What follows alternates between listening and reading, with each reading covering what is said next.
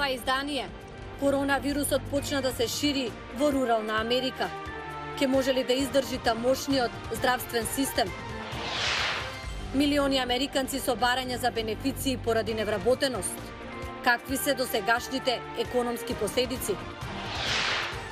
Хуманитарна акција во Велес за помош на медицинските лица. Деталите во продолжение. Останете со нас. Поздрав од Вашингтон. Ова е ТВ журналот Newsflash на гласот на Америка на македонски. Јас сум Милена Ѓоргиевска. Коронавирусот почна да се шири и во руралните области на Америка, каде има постари лица и посиромашно население. Откако урбаните области како Њујорк, Сиетл и Лос Анџелес се приближуваат или се во пикот, инфекциите со COVID-19 започнаа да се зголемуваат кај малите фармерски и индустријски градчиња низ САД. Повеќе од 2/3 од руралните општини известија за најмалку еден смртен случај. Тие цифри се очекува да растат експоненцијално. Руралните области вообичаено имаат постари и посиромашна популација. Постарите жители најчесто имаат здравствени проблеми како висок притисок, дијабетес или срцеви заболувања, што ги става во поголем ризик потешко да се разболат од COVID-19. Многумина исто така немаат здравствено осигурување или пристап до соодветна медицинска помош. Додека COVID-19 продолжува да се шири во САД, владата се обидува полека да ги врати работите во нормала. Вчера Центрите за контрола и превенција на болести кажаа дека клучните работници кои биле изложени на вирусот може да се вратат на работа доколку ги следат мерките на предпазливост и не покажуваат симптоми. Според обновените правила, работниците треба да носат маска на лицето додека се на работа. 14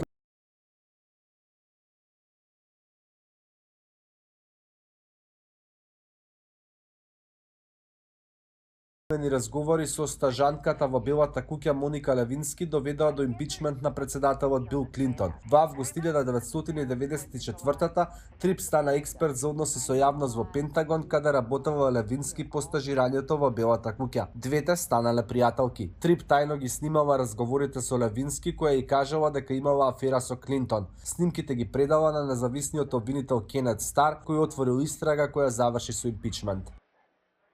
Невработеноста во САД за само 2 недели дојде на ниво на рецесијата во 2008 година, предупредуваат аналитичарите. Повеќе за проектираните економски последици од Ара Шарабасади.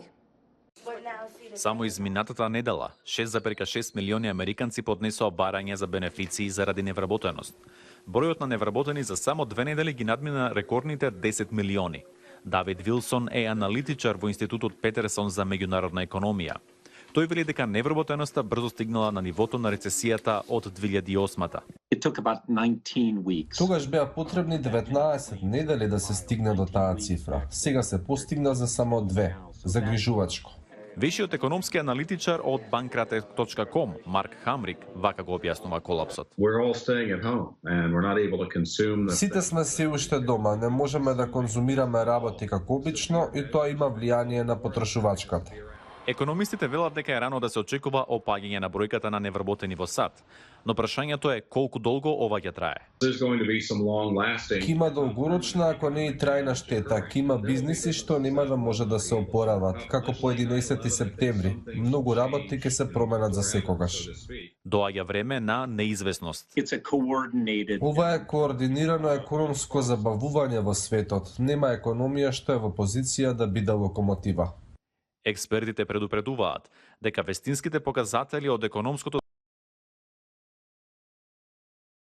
Пандемијата се одрази врз многу компании во САД кои се принудени да ја пренаменуваат нивната работа. Во ваква ситуација се најде и мал бизнис со едрилици, кој сега почна да шие памучни маски за помош на медицинските лица.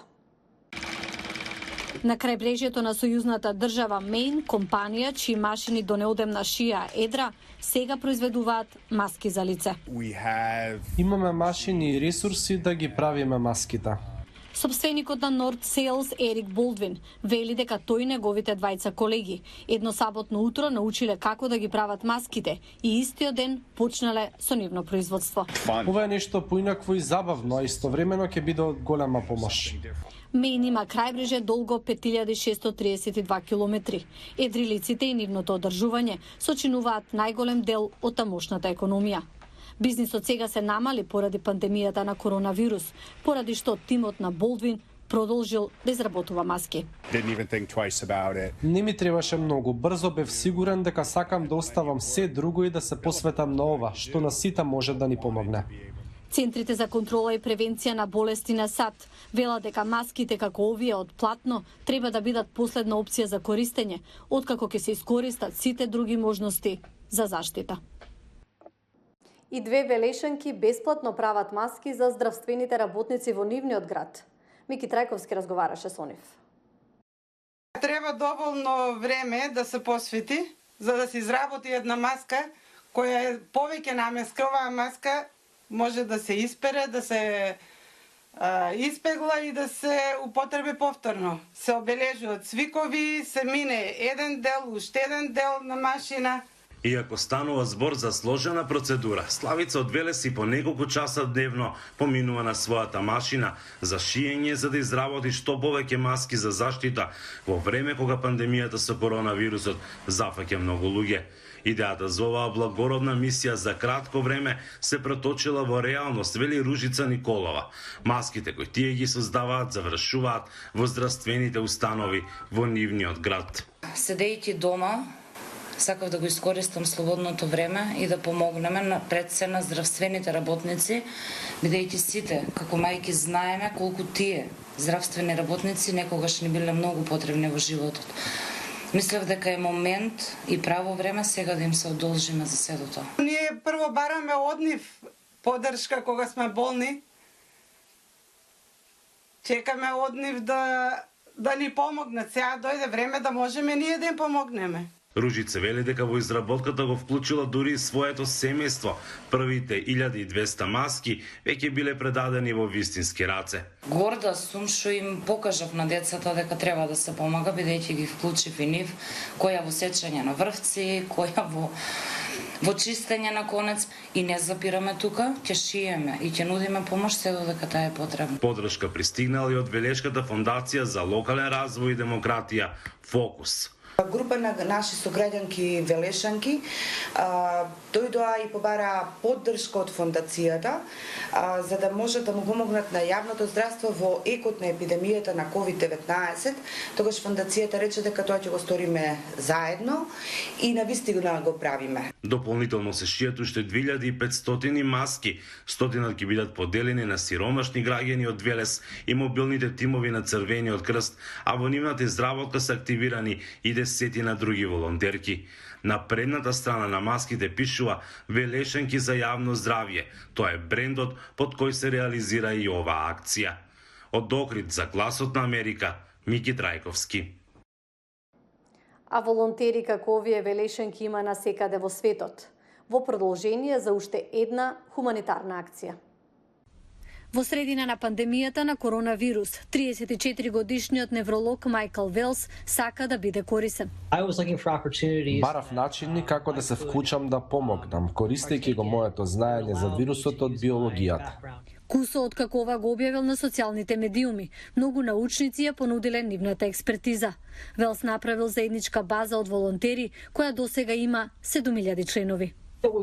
Сакаме да овозможиме секое медицинско лице во државата да има пристап до база на податоци која ќе може да ја користи на начин на кој смета дека е потребно. Тој вели дека некои организации како End Coronavirus ОРГ веќе го користат овој извор. Лицата кои носат одлуки ќе може да ја разгледаат базата и да размислат како може да им биде корисна, земајќи ги предвид нивниот проблем и проекцијата на ситуацијата во наредните недели. Додека здравствените работници го ризикуваат нивниот живот грижејќи се за пациентите, чиј број постојано се зголемува.